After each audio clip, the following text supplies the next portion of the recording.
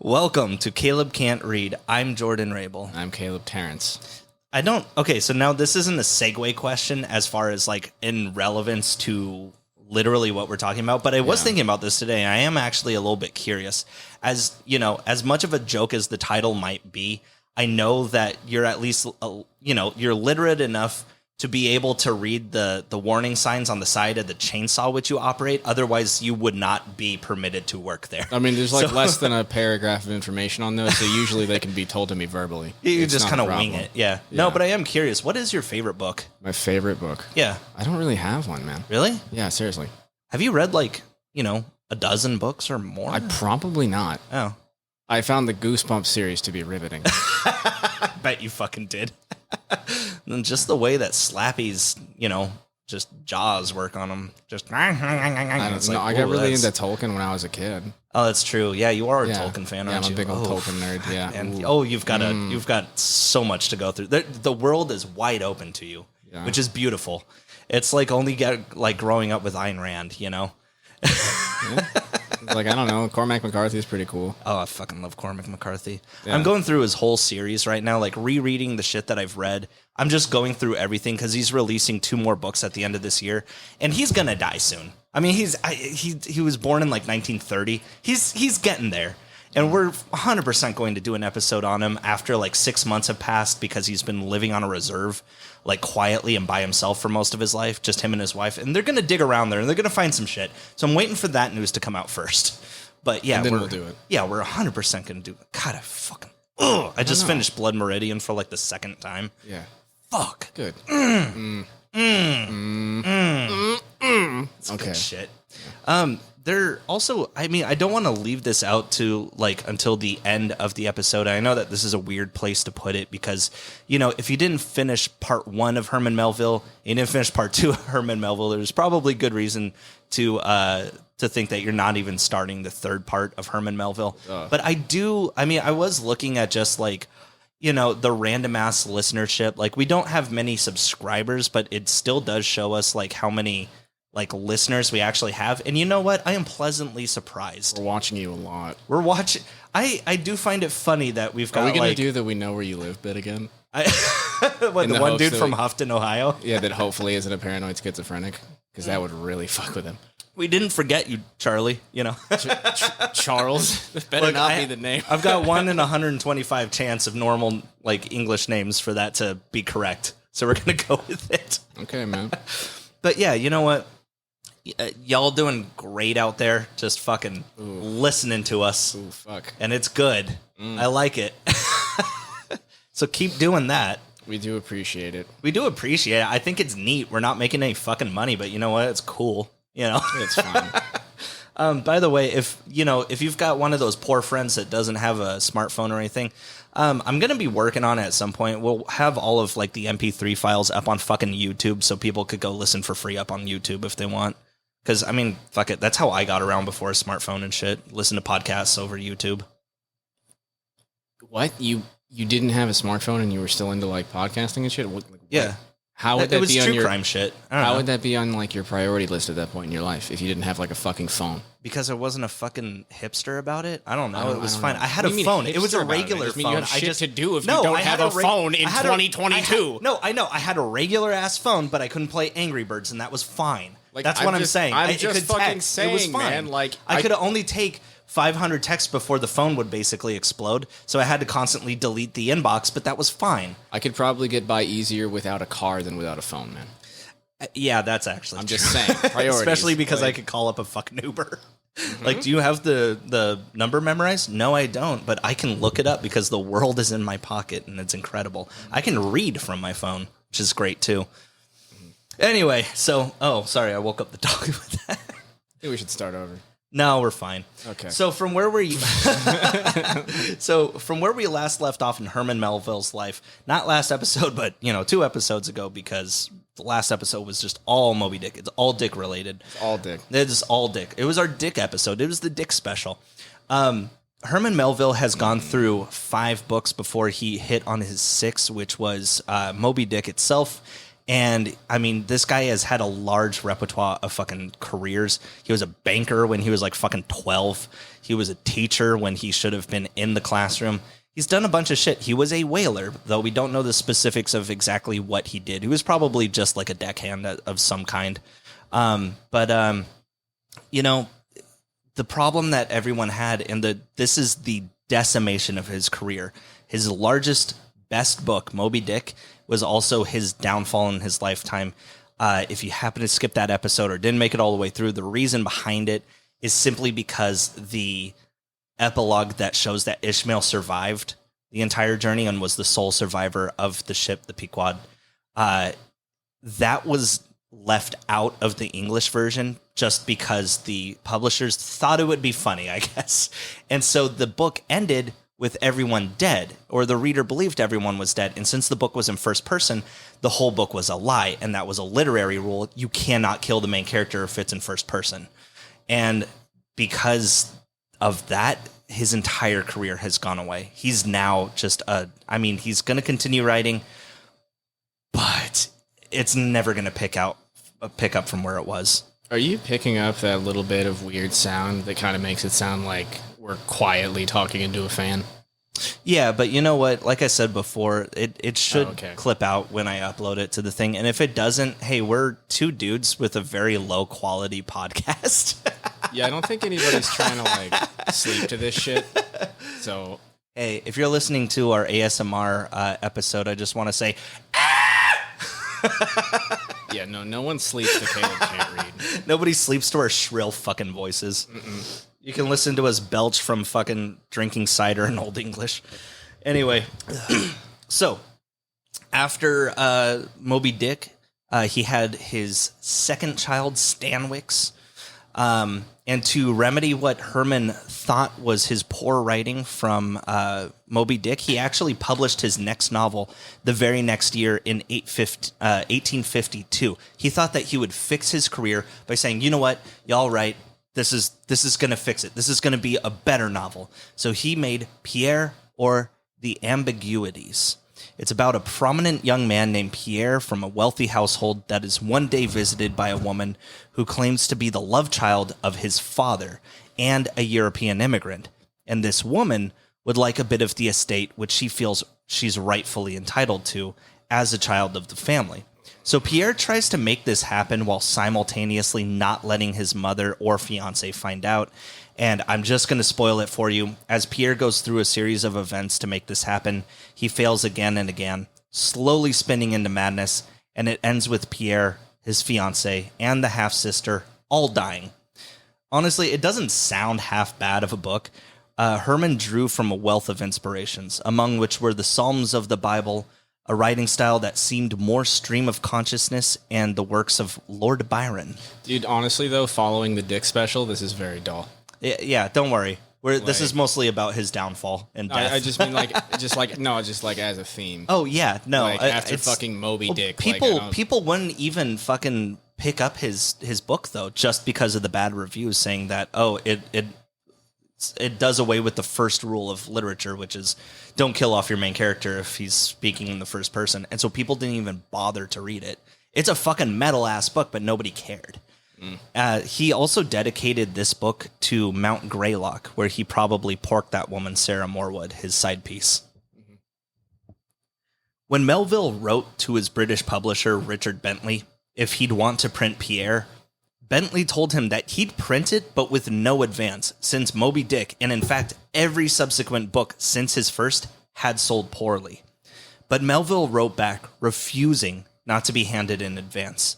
I think at this point, he was actually just so fucking poor, he literally needed the money. And Bentley probably saw through this because he agreed to give Herman $100. But it still wasn't enough.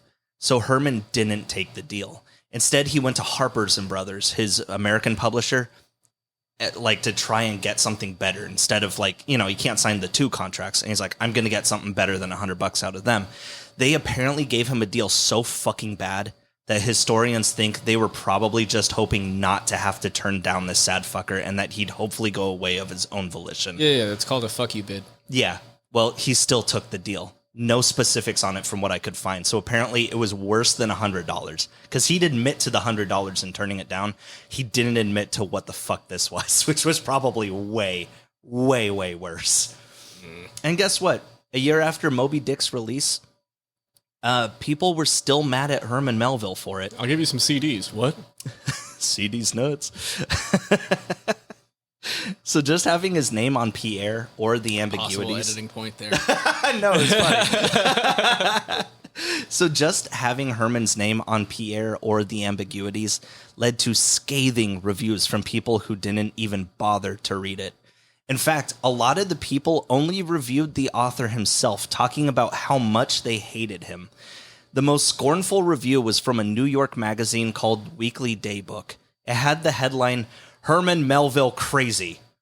Quote, a critical friend who read Melville's last book, Ambiguities, between two steamboat accidents, told us that it appeared to be composed of the ravings and reveries of a madman. We were somewhat startled at the remark, but still more at learning, a few days after, that Melville was really supposed to be deranged, and that his friends were taking measures to place him under treatment. They fucking told people that he was going to be in a mental institution, and this is just because they thought Ishmael died at the end of Moby Dick. Like, they really, really fucking hated him. Damn. Had Pierre come out under a pseudonym for Melville, it's possible that people would have loved his take on a new writing style, but we'll never know. Yeah, he just had to do the thing that all the women had to do. Yeah, and pretend to be a man. Oh, wait. A different man. A different man. So, yes, pretend to be a man. That is not him, the man. I'm going to say that I'm a lady. We hate it. Oh, no. Damn it. On May 22nd, 1853, Herman Melville's third child, Elizabeth, was born. But that didn't matter because it was on the same day that Herman finished his seventh novel, Isle of the Cross, meaning he probably wasn't there for her birth if he was finishing it on that day. Honey, come look. No, not now, honey. I'm almost done. He quickly made his way to New York to talk with Harper and Brothers. I gotta go to New York. I'm sorry. Right, yeah. Who, at this point, were so over Herman that they flat out refused to print the book no matter what it was. When his wife asked why they wouldn't print it, Herman just said that he had accidentally lost it. You're pissing off everybody that can publish this. Well, you're pissing off your fucking wife. Well, what that means to me, though, just accidentally like, this is known as his lost novel. He probably threw the book into the fucking ocean on his way home. Yeah. Over the course of the next few years, Herman would publish short stories in a magazine called Putnam's Monthly for $5 a page. Now, believe it or not, is that the literary equivalent to going back to, like, your, like, post-high school first job? Kind of, yeah. And I mean, $5 a page back then, that's not bad. Especially since most short stories back then were pretty lengthy. But, yeah. No, I understand what the rate was. I played Red Dead Redemption. I understand the... Yeah. It is a kick in the nuts, you know, to have to go to this from being, like, a name. But, I mean, his name wasn't necessarily a good thing at this point. Now, believe it or not, some of Herman Melville's best works were actually published during this time. Unfortunately, and this had nothing to do with Herman's name attached to it, the magazine just wasn't selling well. So in 1856, Herman picked out 5 stories that were printed and approached Miller and Holman, a New York publisher, to publish the stories as a short story collection. The book was released as The Piazza Tales, and again, saw very little success. Now, it wasn't reviewed poorly. Honestly, anyone that read the stories could see that the book was good. It's just that nobody would review it. Not out of spite towards Herman, but because he was old hat. Herman was yesterday's news. Nobody cared whether or not he was good anymore. As the New York Times wrote, quote, the author of Type E should do something higher and better than magazine articles. But Herman needed the work. And his family wasn't doing well. He and Lizzie had just had their last child a year prior in 1855, their daughter Frances. But like I said, I mean, how old is he at this point? I don't know, but he's middle-aged, is he? Yeah, he's middle-aged. But I mean, you know, you should stop, just pull out, you know? Stop having kids if you can't afford the family that you have now, you know? Yeah, you know, if you don't want to have kids, just don't have any sex. It's as simple as that, Jordan. Hey, that's why. Never mind. Are we doing this right now? Are we fucking really? Are you sure about that? Look, man, gamers are some of the most persecuted people on the planet, all right? Okay, yeah, so I guess you'll understand the, wow. No, we're not doing that. We're not. But like I said, as would be seen retroactively, some of Herman Melville's best work was in this collection, specifically Benito Cereno and Bartleby the Scrivener. Starting with Benito Cereno, it begins with the narration of one Captain Amasa Delano. One night in the Chilean waters, Captain Delano sees another ship with its distress flag raised. Turns out it's a Spanish slave ship. And when Captain Delano gams with the Spanish ship, he notices the captain, a man named Benito Cereno, acting strange. He also noticed... a wonderful name. What, Benito Cereno? Hell yeah. Hell yeah, my first... Oh, no way. I shouldn't name any child after a slave ship driver. Come to think of it. Baron Trump, that's his name. It's a good name. Strong name. Dad, everyone in your family is really white. Why am I Benito Cereno? Don't worry about it. Don't... Shut up. He also notices that the slaves on the ship are walking about without a care, not locked away as one would think.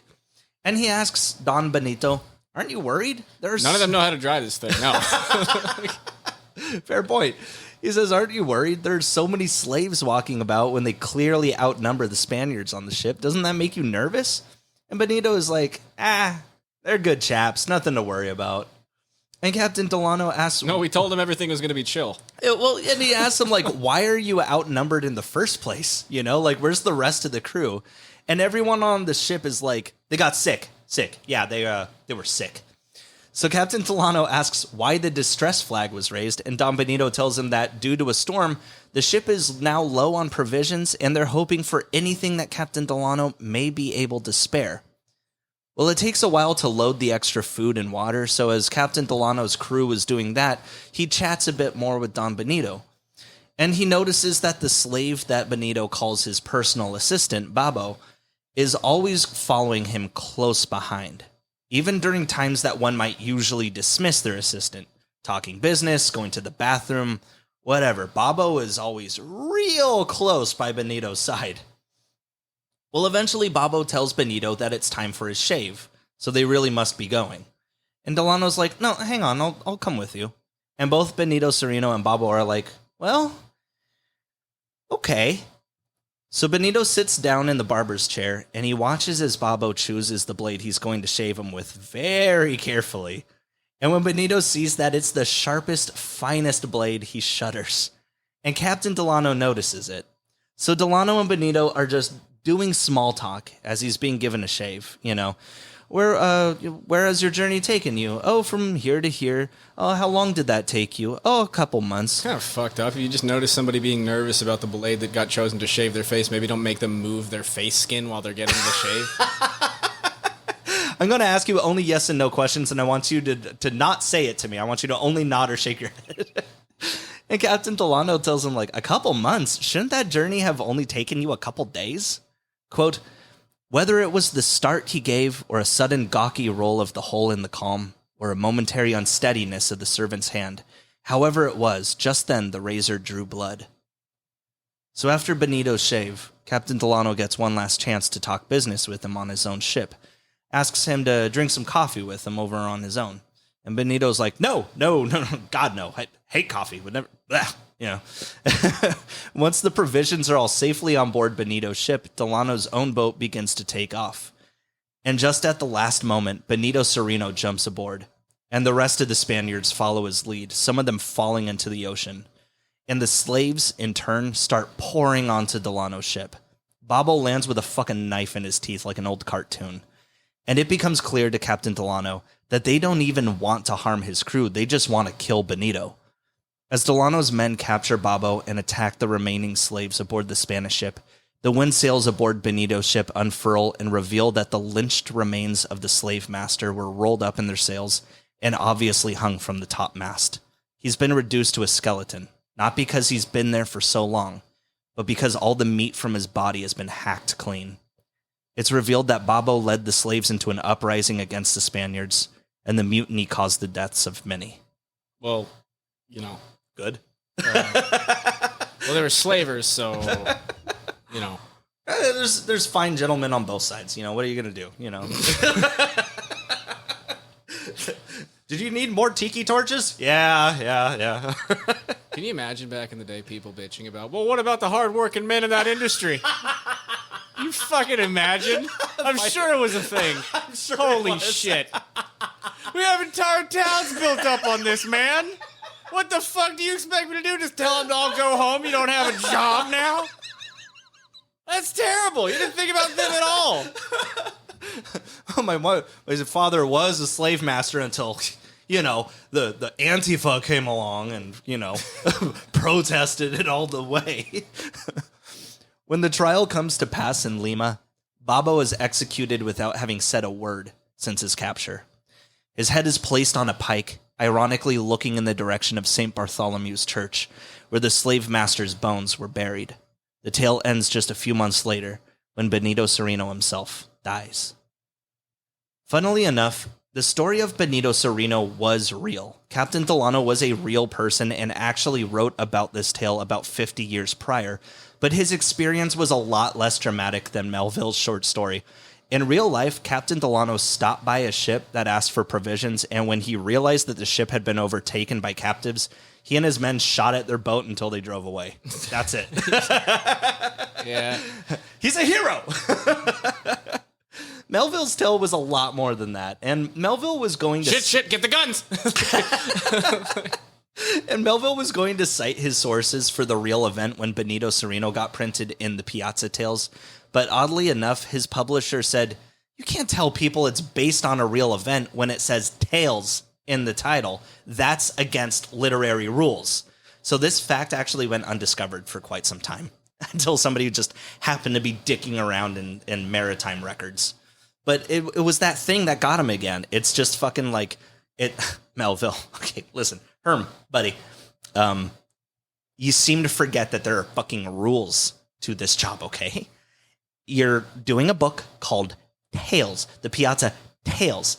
If you tell people that this was a real event, I'll fucking kill you and your family. Like, yeah. It's stupid. It's just, I don't know, like... I mean, art had rules, too, you know? It's like, it's the whole thing, but still, it's fucking stupid. I mean, as far as, like, going through actual, like, maritime records and shit, like, it's pretty stupid to think that everything that got written down officially was... Well, yeah, I mean, in his defense, it is a tale. It's not what happened. The names are real, but that's it. I don't know.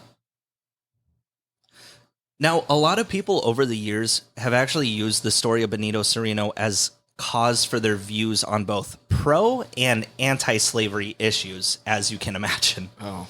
But the thing is, Herman Melville didn't make this story as a point about slavery at all. It's actually about the evils of man. On both like slavery? Well, no, on both the part of the Spaniards and the slaves. He did do a good people on both sides kind of thing. Oh, god damn it. And well, yes, the slaves absolutely had a right to kill everyone on board. Babo is given a much more vicious temperament than the rest. I really don't think that he hit the mark on this, man. I know. Well, I mean, reading it, I get, like, once you find out, not that, I'm not about to say I get his point, but finding out about this, and then if you reread it, careful there, Whitey. Oh no, I'm growing overalls. Now, if you find out about that point and then you read suspenders off before you argue this point to me, okay? I'm about to snap them real hard. I mean, reading about it, it's like, okay, I see that's where he was going with it, kind of thing, you know. And whereas the okay, yeah, but they absolutely have a right. Oh to yes, do whatever. Okay, yeah, 100%. Okay, again, just though, to be clear, he is right in the fact that this is fiction. Like we said before, it's all fiction. Just the names weren't changed, and that's about it.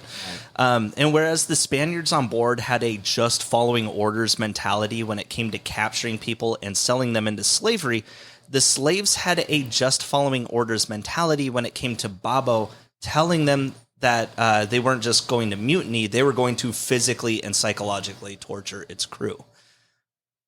That was his point. We at least know that much, you know.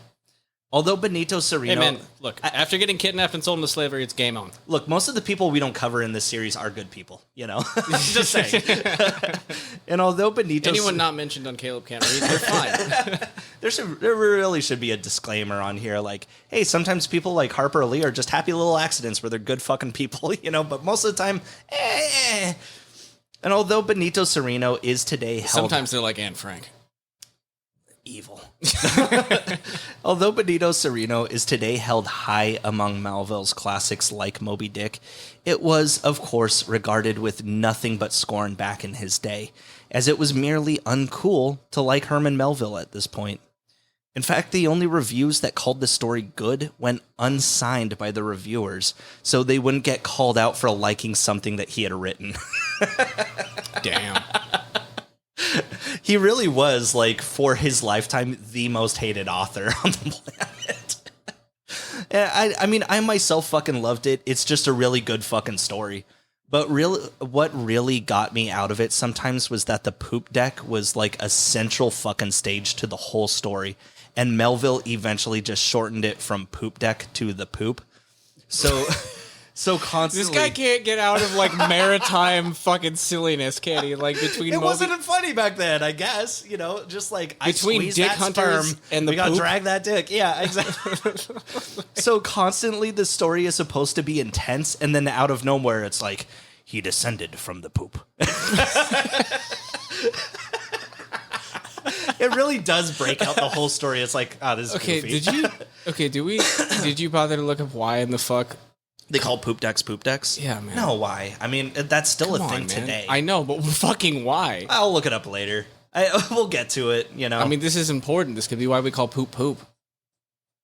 Is this not intriguing to you? Yeah, you're right. Pause it. Okay. The name originates from the French word for stern, la poupe. Oh, okay, cool. Move on. From Latin pupus. Why? It's what comes after the cabin, I guess. So it's... What do you mean? What comes... So, you know, the stern after the cabin, it's the poop cabin, you know? That doesn't answer any questions. You just said it in a sillier way. Yeah.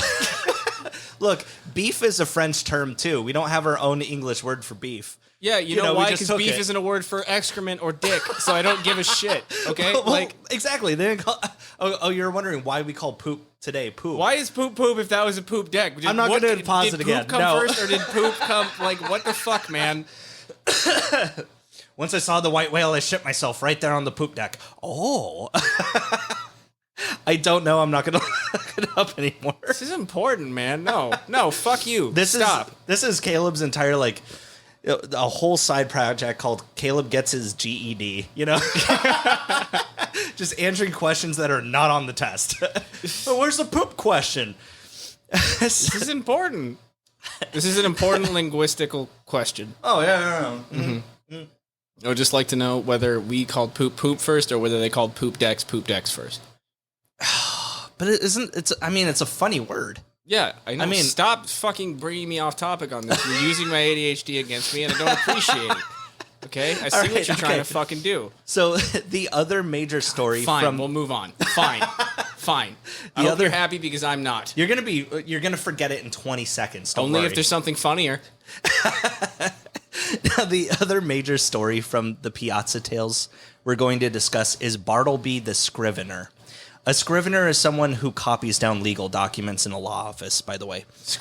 A scrivener. And I'm going to be honest, I'm going to implement my college paper into this when we talk about it, because I had to do research on this back in the day. So anyway. Fuck me. The narrator of this story... Was that at what point in your 2-year associates was that? Actually, I got my 2-year degree in 3 years, so...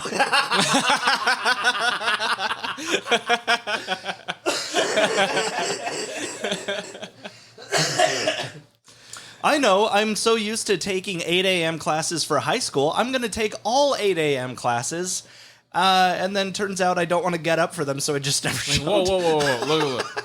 Are you telling me I can work part-time and go to school part-time? You're welcome to try.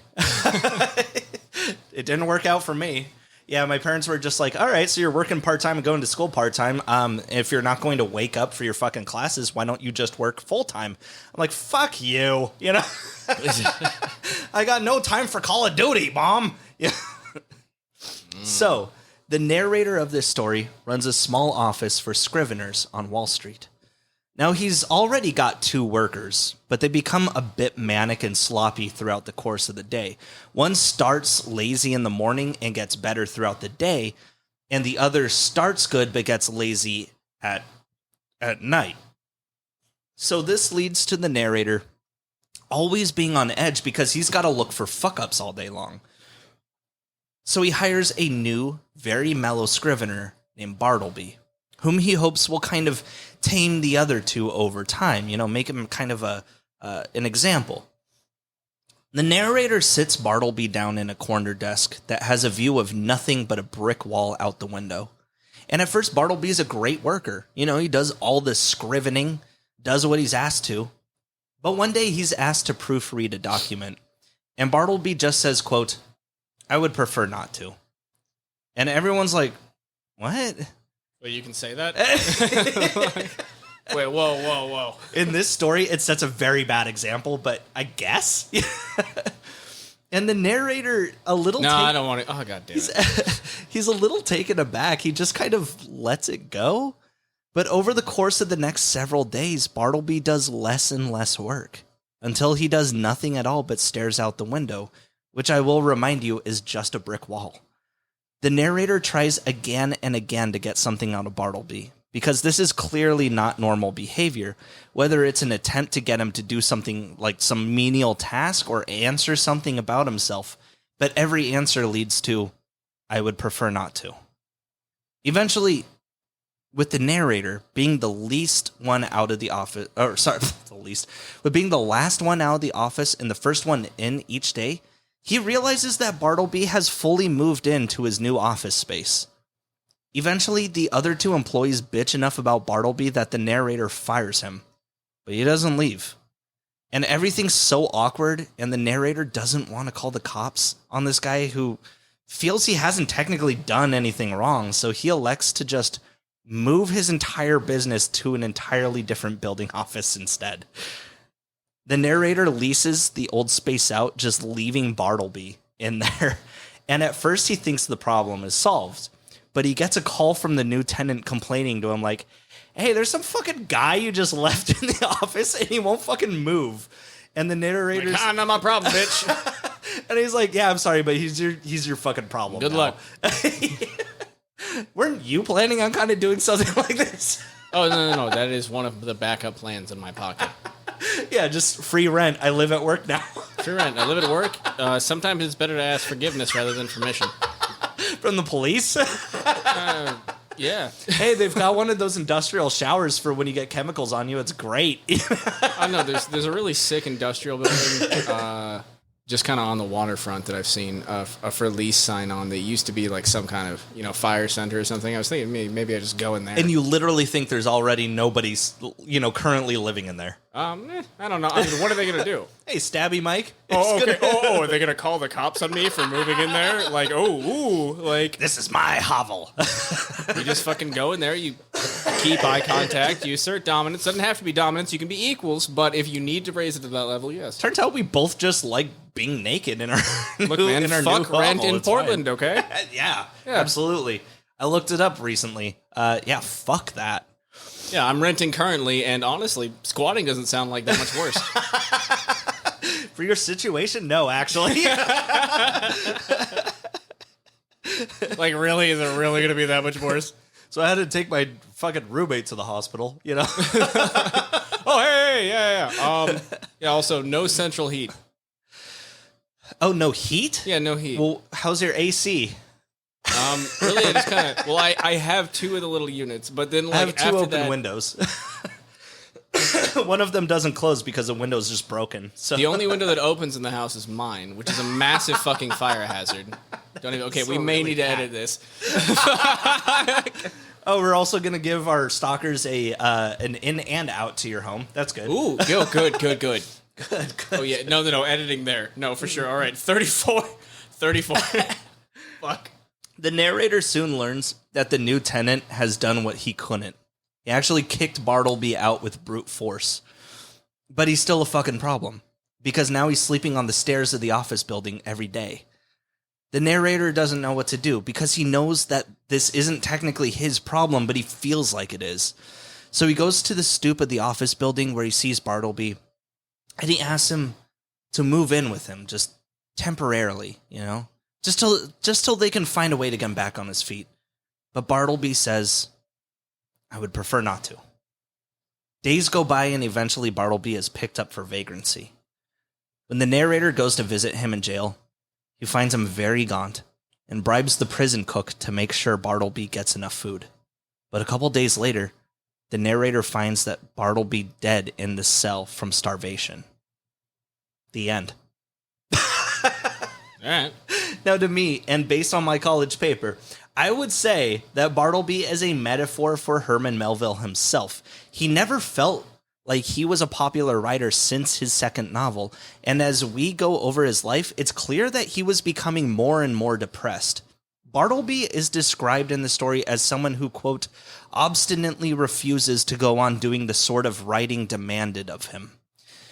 Which, although they're talking about writing legal documents, to me, it's what Herman Melville must have felt. He saw that the novels in which he adhered to all literature rules made him hated, so he tried doing something new with Moby Dick and got fucking crucified for it. And then he tried to do something new with Pierre and got wrecked for that too. The poor guy just wanted to write something memorable. Oh, also on March 2nd, 1855, Francis Melville was born. Anyway, so Herman had an 8th book called Israel Potter, his 50 Years of Exile. And we're not going to dive too much into his work, as Herman Melville himself said that he wrote the book as quickly as possible just to cash his next check. But basically, it's a story about a real guy who was like a Revolutionary War spy, and it's apparently regarded as his least memorable work. Besides, while Israel Potter was just a bad cash grab, Melville's real focus was on his 9th book. Now, I want you to realize that from his first novel, Typee, in 1846 to now in 1855, he has written at the average rate of 1 book a year. And we've covered some authors that do this, but typically their novels are no more than a couple hundred pages. But Herman Melville novels are fucking badonk. And lately, he's been working furiously on his latest one, losing sleep and staying in his study for days at a time without being seen by his own family. That makes me feel like there was a lock on the door, that he would just... It's just, The children want to see you. I don't. His wife, Lizzie, wrote her father, Lemuel Shaw, about how... No, God damn it, I'm working right now. Okay, do you know that most other writers that release works once a year, they're 100 pages? Shut up! I'm busy. I can fucking hear that 70s I need show. 800 pages to do this, okay? Shut up. I can hear Netflix. I can hear the dung-dung in the background. I know what you're doing. It's research. Shut up. Why does it take you this many pages to do what everyone else can do?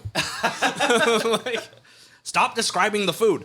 Well, Lizzie wrote her father, Lemuel Shaw, about how worried Herman was making her. And Lemuel forwarded her $1,500 to take a much-needed break with Herman in Europe for about 4 or 5 months. I don't believe...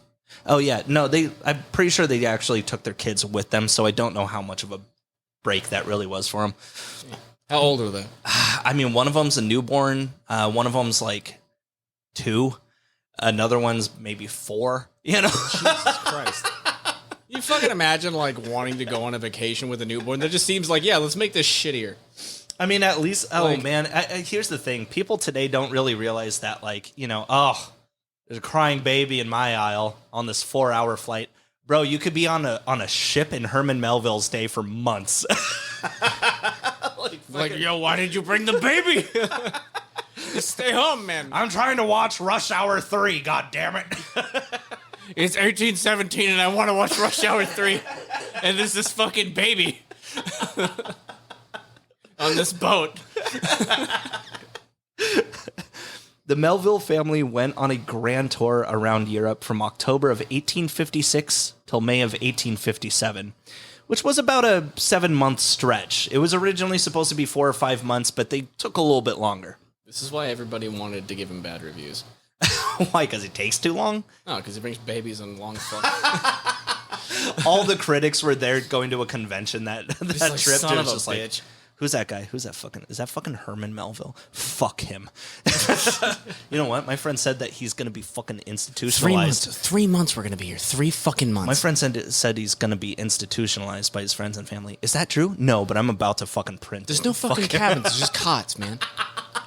I'm going to go insane. Do you know how hard it is to sleep on a fucking hammock, dude? There's no back support. I am old, dude. I'm 30. I'm going to die in a few years. I'm fucking 19. Okay? I'm fucking 19. My 17-year-old son is having a hard time sleeping over here. While they were in tour in Liverpool, the Melvilles met up with their old neighbor Nathaniel Hawthorne, who is now living there. You remember the old man author who wrote A Scarlet Letter, who loved Herman Melville, and Herman Melville read his stuff and loved him back. And then he decided to move very close to him, and now Nathaniel Hawthorne's not so much a fan anymore.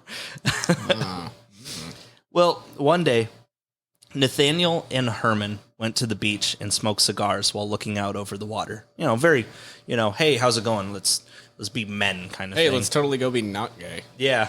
Yeah. Want to kiss under the rain? Men. And as Nathaniel would later write, Herman was extremely foreboding the entire time. According to Nathaniel, and he's quoting Herman on this is what he said. He, quote, pretty much made up his mind to be annihilated.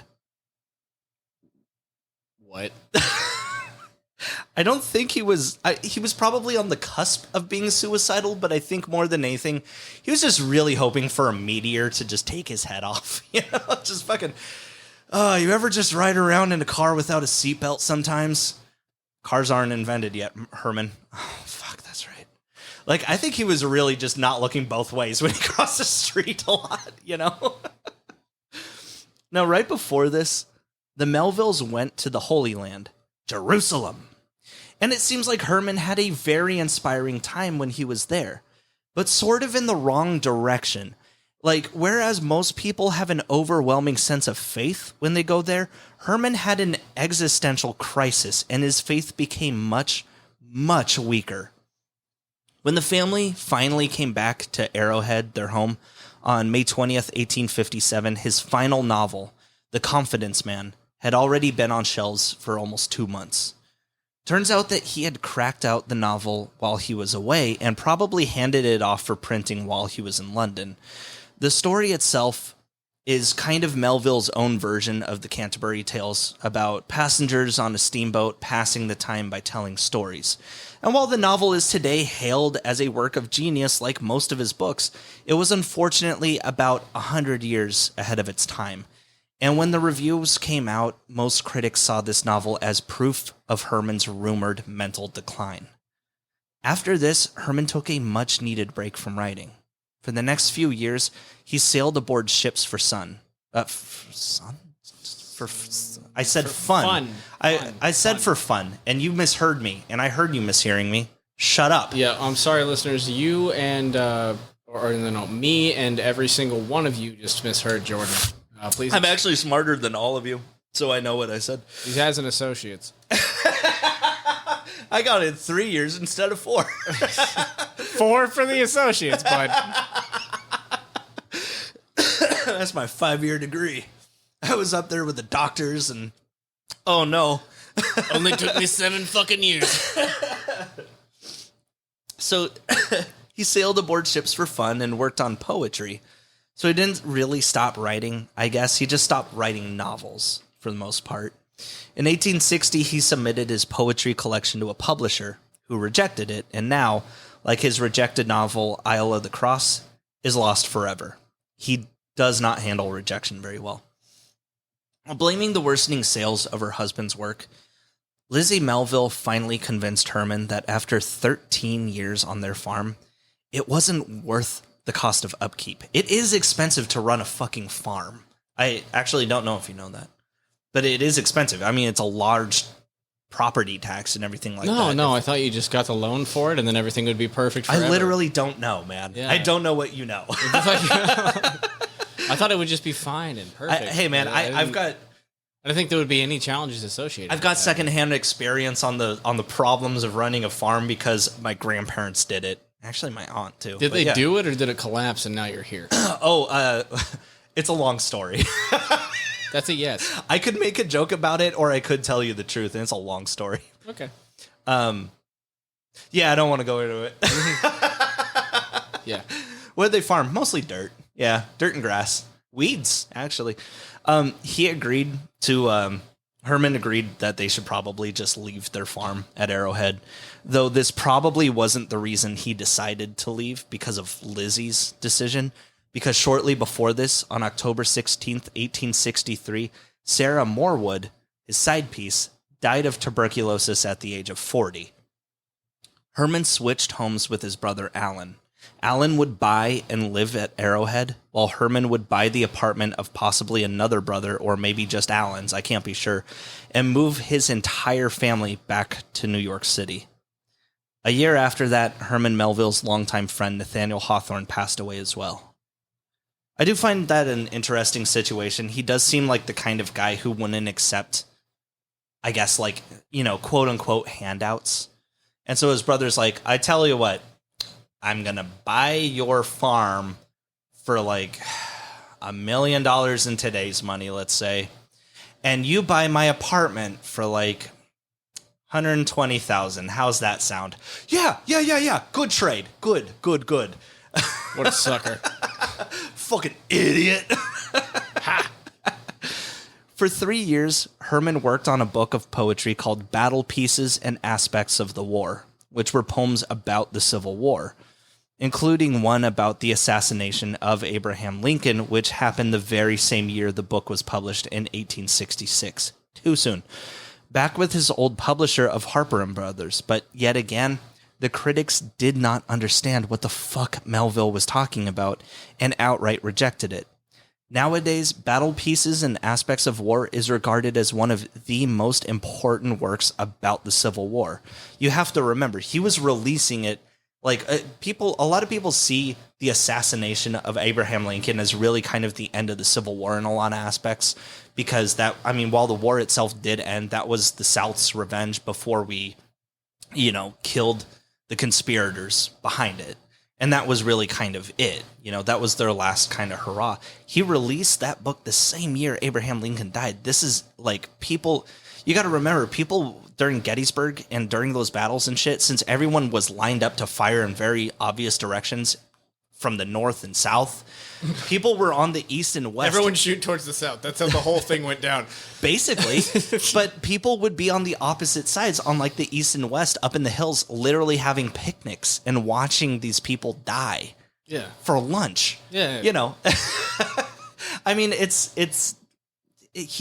I haven't read this book. I don't know how close he actually got towards the Civil War battle, but it makes sense that like maybe he fucking saw one, and it's not a whole lot of people wrote about it in that same year. A lot of people had recalled memories that could be wrong or misforgiven like 20 years down the line. But anyway, but back then, Battle Pieces and Aspects of War sold just well enough to cover half of the expenses that it took to print it.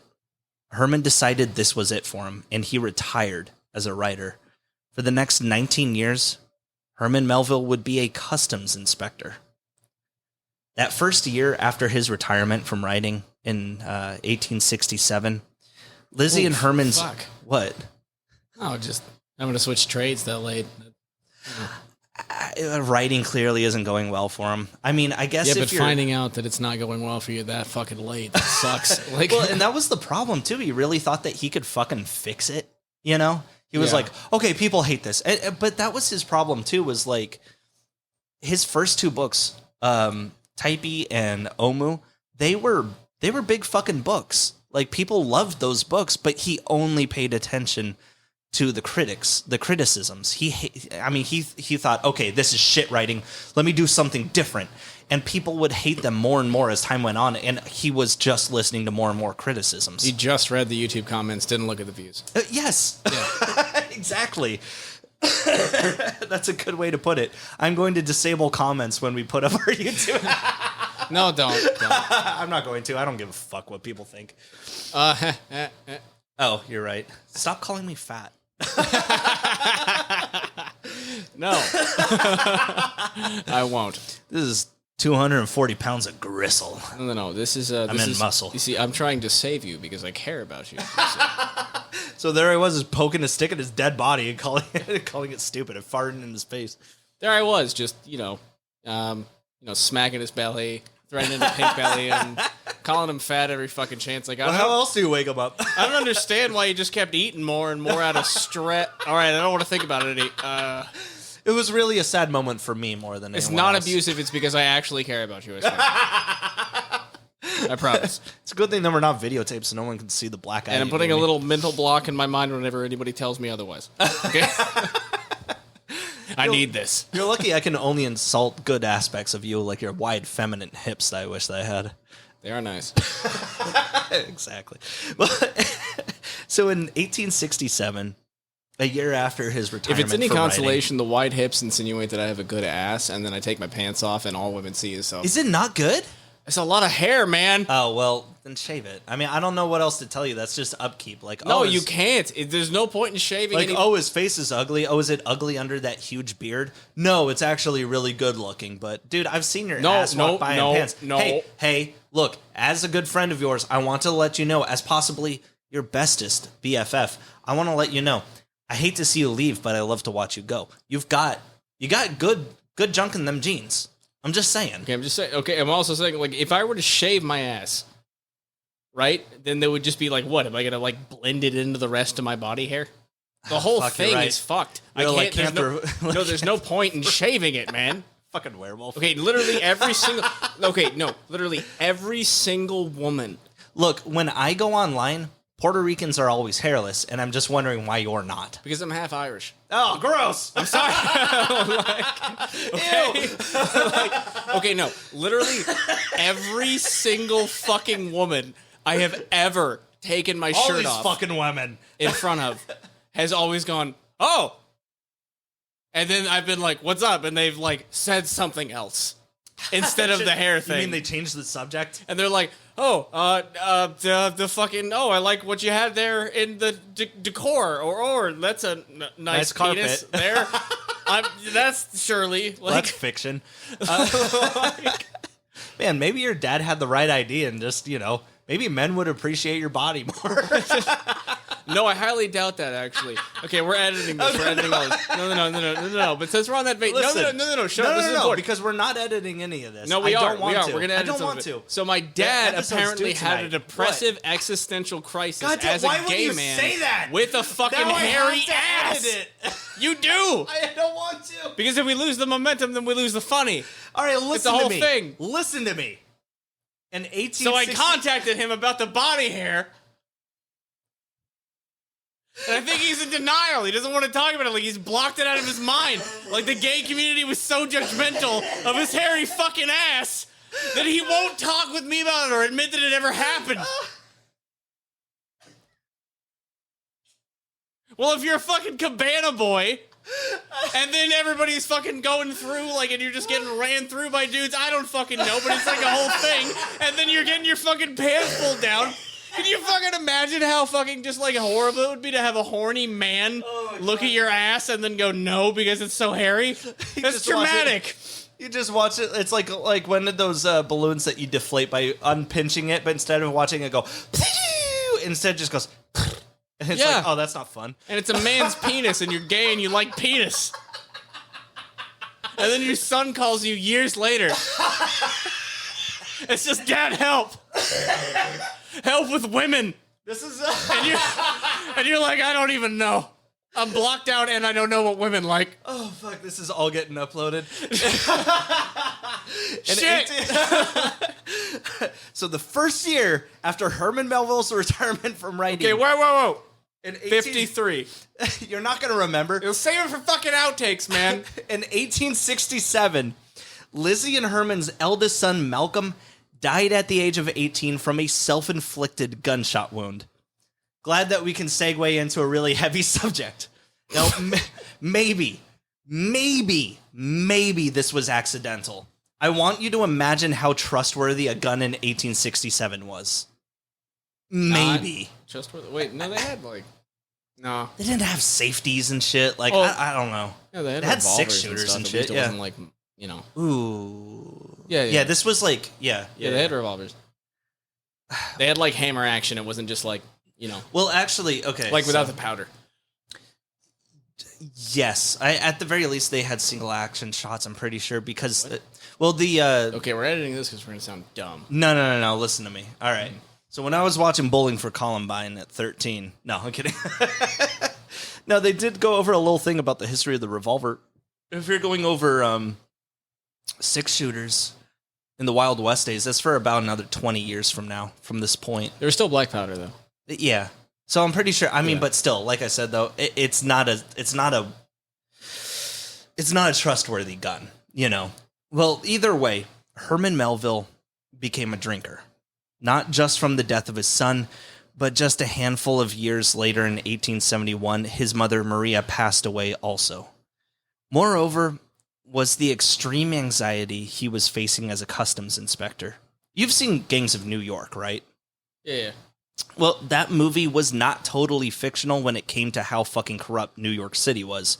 And when you're employed at the central hub of the shipping world that is New York, you are going to get so many bribes when it comes to people trying to slip things by illegally. And while this was a career that was filled with corruption, Herman Melville, although extremely poor, turned away every bribe that he was offered. He was the one customs official who actually did his job right. And the higher-ups wanted him gone because of it. Yeah, you're not really reading between the lines there, man. Exactly. You're like, hey, no, on paper, that's how it works. But Can you believe how many criminals I'm catching? It's crazy. Herman, stop.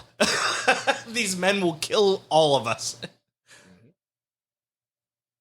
Well, it turns out that the naval officer at the New York Customs House was actually an old fan of Herman Melville's. And because of that one coincidence, Herman Melville never lost his job in the 19 years that he was a customs inspector. Oddly enough, that fan never used his position of power to actually meet him. He just helped him from afar. That naval officer would later run as vice president behind James Garfield, who was elected in 1880 and assassinated in 81, where the naval officer, Chester Arthur, would become the 21st president of the United States. Isn't that neat? Come on, it's cool. President helped... What? President helped out Herman Melville. It's neat. And as great as it is that President Arthur helped Herman keep his shitty little job, he was still losing his goddamn mind to drink at home. Lizzie's brother had set up an entire plan for her to run away with the kids and even set up a court date for her to pledge her husband's insanity. But she never went through with it. So I guess the papers were just calling it a little early, but yeah, he was looking at maybe getting committed.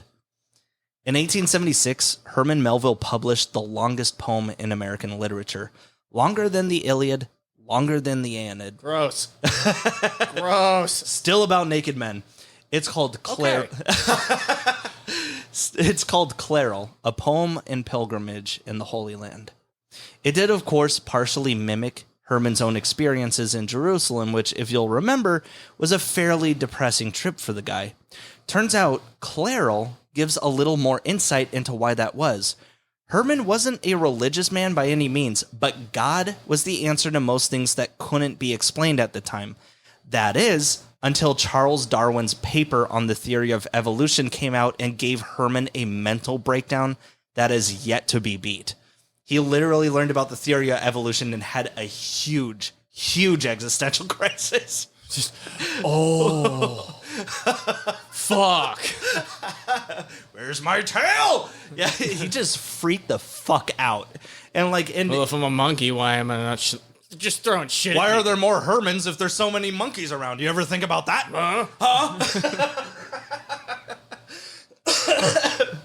had such a good friend in high school that was like a creationist. And he was just like, look, dude, out of respect for me, please just sit down and let's watch this YouTube video. And it was like 10 questions that atheists can't answer. And like, and like, that's the thing, dude, I'm actually not even atheist, but it's just, he figured I was going to hell regardless because he was just, yes, he was Christian, but he wasn't good on like, him for, knowing that the hell punishment existed and not wanting you to be there. Yeah, he was like, I guess. And I told him like, look, man, this isn't going to convert me and all. And he was like, look, if I'm right and I get to heaven before you, I promise to put in a good word for you. And I was like, well, what happens if I'm right? And he's like, I guess I'll see you never. It's very audacious to think that you're going to fucking have a good word with God. Do you know who the fuck I am? Like, it ain't going to happen, Trent, But no, like, dude. one of the thing was just like, have you ever seen a mountain formed? And it was like, yeah, we've actually. I mean, like over time, absolutely not. Yeah, that's insane. no. We actually have it. It happens from volcanic activities in the ocean, and it happens. It's fine, But there was just this old fucking man. And he says, well, because of the theory of evolution, we have to assume that eventually, as germs cultivate and everything over time, they will evolve into something else entirely. I'm like, okay, I get his point. Okay, so but here was his point. If I open a jar of expired peanut butter, will a dog pop out? And so so they hand this old man a jar of peanut butter, and he just like, it's extremely slow because he's just shaky and old, and he just like grabs it, and he's just like slowly twisting the top, and I'm just like, okay, I get your point. No dog. I don't think there's a dog that pops out. I think it'd be hilarious if they actually like did it full of snakes or whatever. And he just like snakes, which brings me to my next point. Tongues. Yeah, speak in tongues, boys. But yeah, oh my god. Anyway, yeah. So a bunch of amazing points. Like why are there still monkeys? He's like, can you talk about it? Yeah, if there's still. Well, why are there monkeys? They never said that we were actually evolved from monkeys, just a common ancestor. They could have said fish. They could have said geckos. Any one of them. It was a point. Like, look, anyway. look. If that's true, then why isn't everything people? Our common ancestor was a germ. That's their point. That's fine. Anyway, of course. So this epic poem, Clairol, was doomed to any publisher since it had Herman's name on it. And because of this, Herman's uncle had to basically bribe a publisher to print the copies, of which there only ended up being 350 of. And when they didn't sell, the publishers gave Herman a break and said, all right, look, you can have the copies at market price so that they're your problem. And then you can peddle them to whoever you want, okay? Like if they were going to sell for $10 each and like nobody sold them for, they can't sell them. They're like, look, you can buy them at $10 each. And maybe you can sell them for $11. Who knows? It's up to you. But when Herman told him he didn't have enough money to even do that, the publisher torched the remaining copies. In the last decade of his life, the Melvilles had their ups and downs. Lizzie received an inheritance from some relatives that, at the very least, kept Herman in a steady supply of books. He also became a member of the prestigious New York Society Library, which is a library that you can only borrow from if you are a member. And it's dorky, yes, but he was very, very proud of that fact. And on February 22nd, 1886, their younger son Stanwix died at the age of 36 from tuberculosis. Herman's final works were two more collections of poems, John Marr and Other Sailors in 1888, and Timoleon and Other Ventures in Minor Verse, published in 1891, just 4 months before his death. They both only managed a run of 25 copies each. Pretty sure that he was like only selling them to friends, basically. On the morning of September 28th, 1891, Herman Melville died from cardiac dilation, whatever that is, at the age of 72. He was interred at Woodlawn Cemetery in the Bronx. There were few obituaries. Now, a lot of people know, if they know anything about Herman Melville, that he was mistreated in his own time. This fact stemmed a common urban legend, though legend it still remains. A lot of people say that Herman Melville was so obscure a writer that by the time he died, an obituary spelled his name wrong. That is incorrect. In reality, however, they did misspell the title of Moby Dick. Instead of M-O-B-Y, they spelled it M-O-B-I-E. Throughout his entire career as a writer, he made little more than $200,000 in today's money. That's not a lot. By the time he died, all his books were out of print and was remembered only as a minor literary figure in American history. Now, upon his death, Lizzie Melville had discovered a manuscript for a story. In the last 5 years of his life, Herman had been returning to prose fiction after spending the last 3 decades on poetry. However, through the revisions and drafts, and sometimes because of his own handwriting, Lizzie was unable to understand what Herman's intent was with the story, and so she put the pages in an old bread box and left it alone. In 1909, an undergraduate named Raymond Weaver heard about Melville and decided to try out his first novel, Typee. He didn't get very far before realizing that people were right about Melville and stopped reading. 10 years later, in 1919, Raymond, now an English professor at Columbia University in New York, was hired by his friend Carl von Doren to write an article on the upcoming 100th anniversary of Melville's birth for his magazine, The Nation. Raymond Weaver, remembering how boring Typee was, figured that writing about Herman Melville's life, which had never been done before, would be nothing more than a day's work.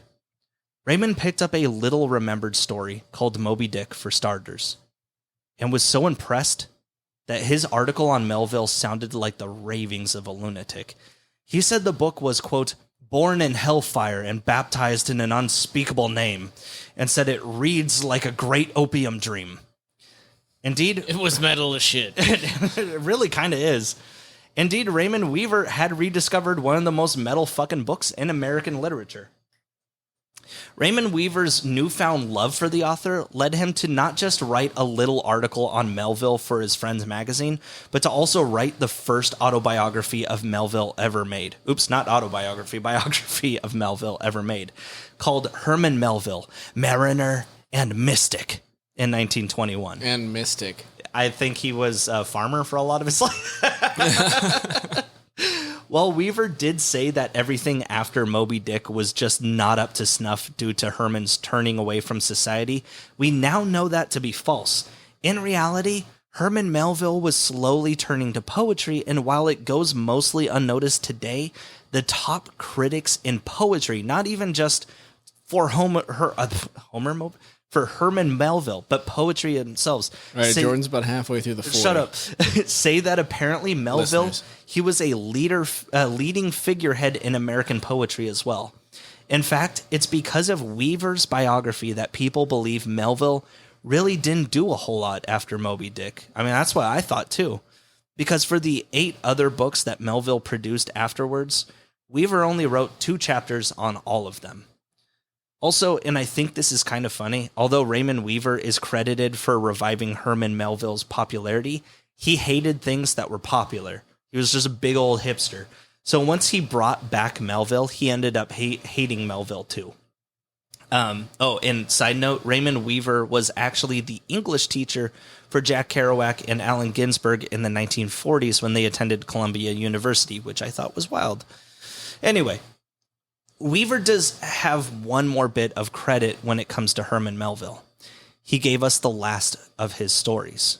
You remember those pages that Lizzie stuffed in a bread box after Herman's death? Absolutely. I'm sure. Yeah.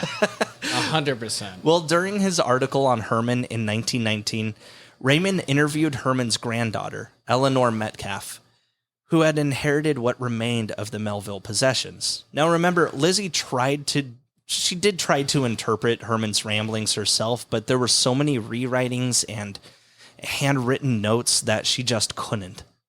Well, Raymond Weaver took a crack at it, which turned into a 5-year endeavor to release the work. Even then, the book was largely seen as unfinished.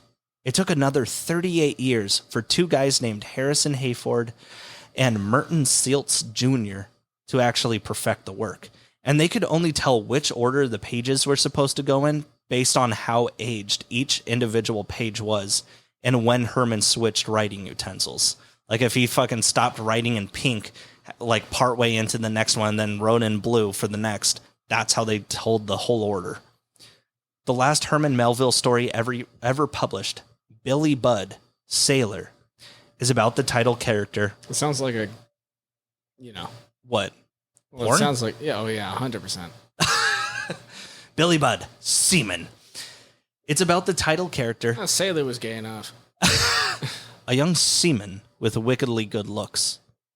One day he becomes enlisted with an English ship going to war against France called the Bellipotent. But before the Bellipotent can leave port, the captain of the last ship Billy was on, the Rights of Man, goes to the Bellipotent's captain. He says to him, hey, you can't have Billy. He's a fucking treasure, and the rest of the whole crew loves him. And the Bellipotent's captain is like, well, I mean, tough shit, sorry. Like, he wants to go with us.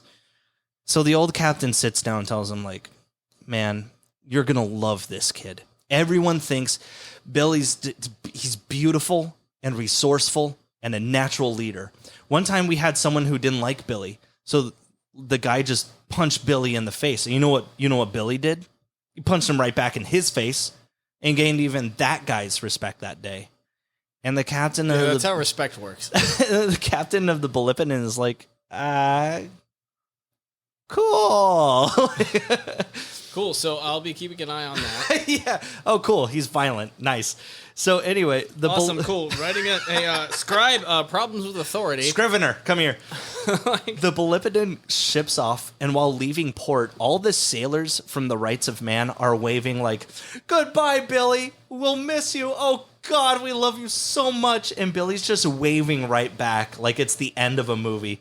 And the Bellipotent's captain is like, fucking sit down. What the fuck? So in time, Billy Budd is exactly as the boat captain for the Rights of Man described him.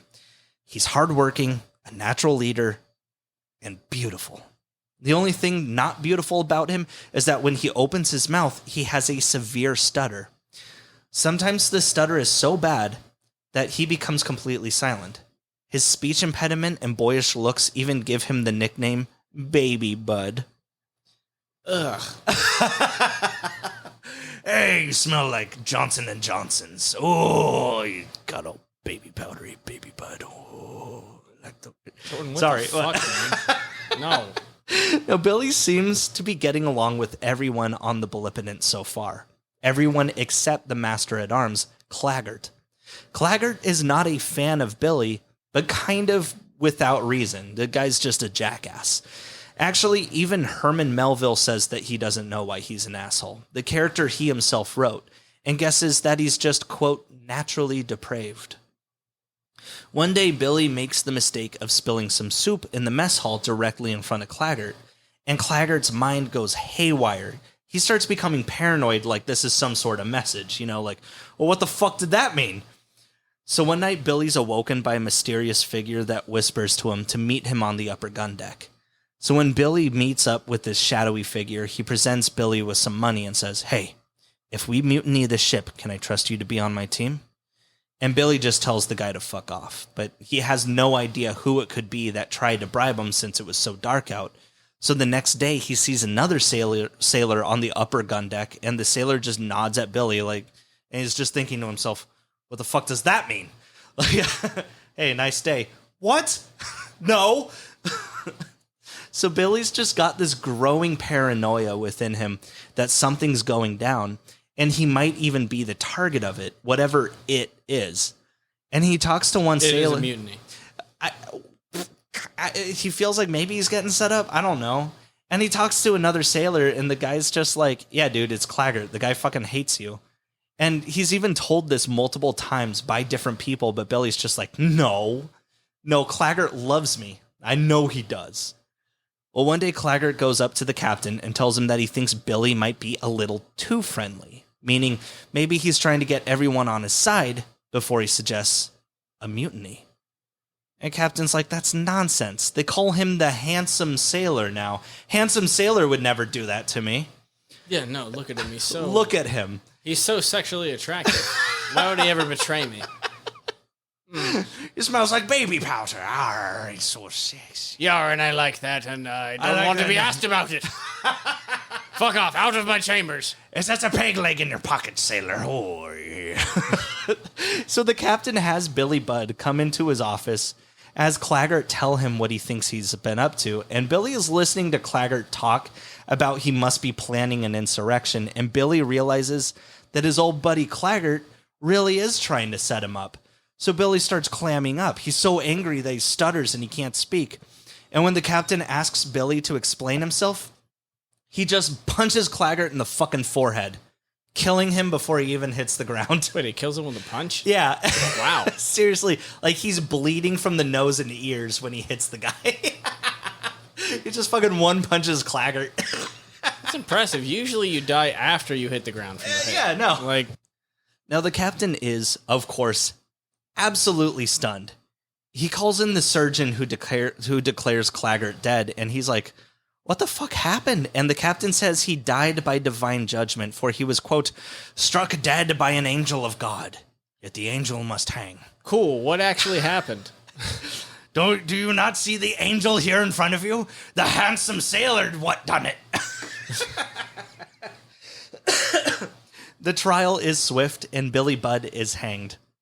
He dies without fighting the rope, and his corpse has an almost heavenly look to it.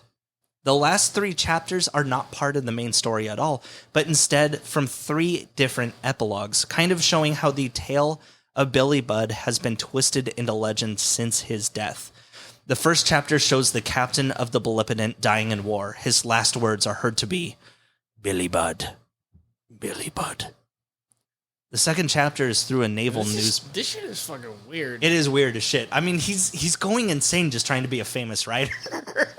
And like today he's hailed, but like, oh, Right. bad fucking dog. Anyway, so the second chapter is through a naval newspaper. The article tells of the tale of the villainous William Budd, who stabbed a commanding officer in the heart before he himself perishing. And the final chapter is a sea shanty, which has immortalized his tale. I'm not going to sing it. Ugh, thank God. Good of the chaplain to enter Lone Bay, and down on his marrow bones hear and pray, for the likes just o' me, Billy Budd. But look, through the park comes the moonshine astray. It tips the guard's cutlass and silvers this nook, but 'twill die in the dawning of Billy's last day. Yeah. So on the cover of the edition of Billy Budd and Other Tales, it's actually just Billy Budd and the Piazza Tales. They have a picture of Billy Budd that they drew. So here's the handsome sailor.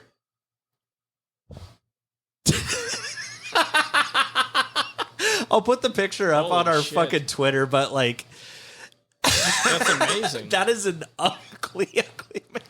What are you talking about? Look at how big his neck is. Dude, fuck off. No, this is literally Handsome Squidward. No, This is an angel of God, sir. This is Handsome Squidward. Before Handsome Squidward. Man. Straight Dude, up. his neck is huge. That's hilarious. His neck actually. is really fucking long. Yeah. It's so disturbing. Yeah, just in this picture, but this is a... This picture. You try to cover up his neck with your thumb, like, no, look at his face. Wait, His is face there a way good. for you to make the Caleb can't read Profile picture just that? just Just Billy this? Budd? Yeah. No. Just Billy Budd? I mean, yes, but I'm not going to do it. You lazy bitch.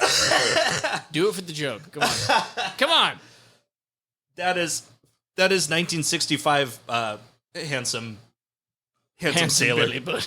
This is handsome Billy Budd. He's so fucking weird looking. Anyway. No. Don't be lazy. We're doing this. Come on.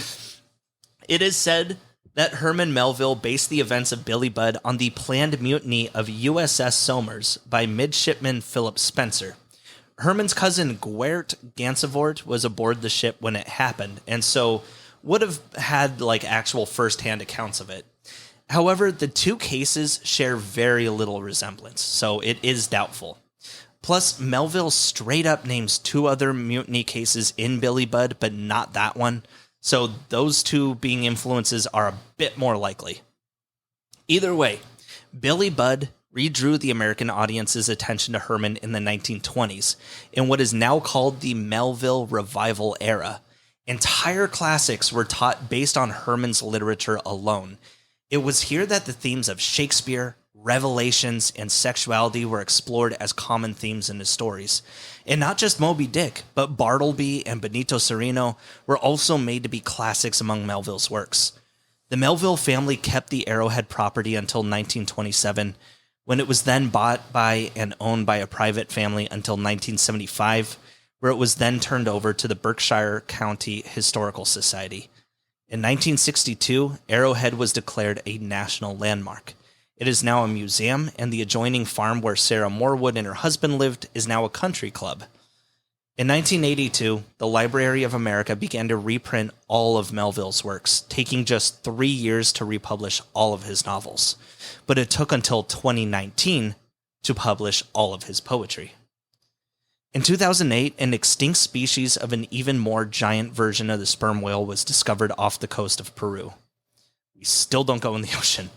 The researchers who found it were huge Moby Dick nerds, of course, and so they immortalized the species name as Leviathan melvillei, named after, of course, Herman Melville. And everyone for the entirety of the human race is going to remember Moby Dick. It's been hailed as the great American novel. As a matter of fact, if you search for the great American novel, it's typically the first thing that pops up.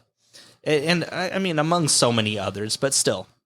And Captain Ahab has been portrayed from some of Hollywood's greats, from John Barrymore to William Hurt to Gregory Peck. The first film adapting the book was 1926's The Sea Beast, coming out 75 years after the book's release. Yeah, they couldn't call it Dick. Yeah, you couldn't just have Dick hanging out there on fucking Broadway. Couldn't just be like the Sea Dick. You can't just have Dick up there on posters. The white Dick. The big old white Dick. And of course, he was also at least a bit of an inspiration to J.M. Barrie for his creation of Captain Hook. There was also of course, Captain Ahab. J.M. Come on. Barrie, though. I mean, clearly. I know, there's something going on there. Dude, no.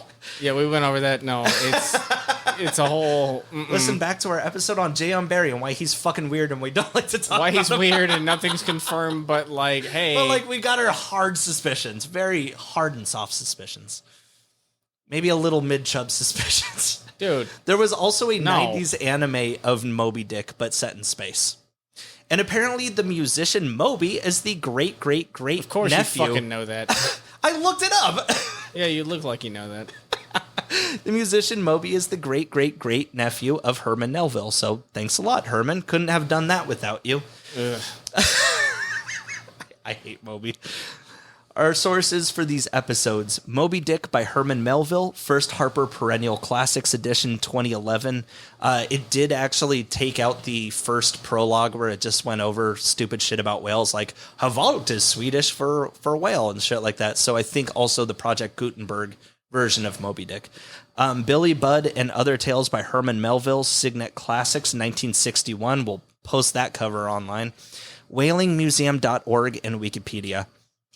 The guy he died in obscurity. There's no way that he would ever, he really felt that he just fucking failed at life, And, that was so he's just like a normal person? Well, think about it. He was playing with something. Well, yeah.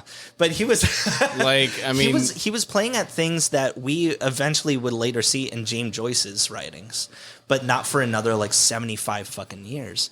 And, while he didn't go to those extents, he was still... first showing those signs there, but that was before the jazz age, and things were really saying hey, maybe art is just how you think of it rather than these uniform laws that we have to go by. He got fucking crucified for it. He died poor, drunk. It sucks, but yeah. It's still, his stories are very fucking well done. They are fun to read. Even though they're old, they're fucking fun. They're good. Wait, didn't you spend the entire, at least the first bit of the last episode explaining how much fun Moby Dick was not? No. Because of the... Yeah. Well, look, there are editions of Moby Dick that cut out... This is why it's so dense. They cut out the etymology and color theory and biology and things of that nature as well. So the short stories, yeah.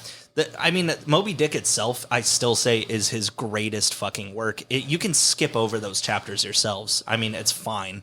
Yeah. But it's just, it's fucking great. His short stories are a lot of fucking fun. And while I have actually gone back from authors after we've researched them, and I go like, fuck, I really missed out on that book. Like, I just recently picked up The Violent Bear It Away by Flannery O'Connor and Good News by Edward Abbey because they sounded interesting to me and I didn't know about them before research.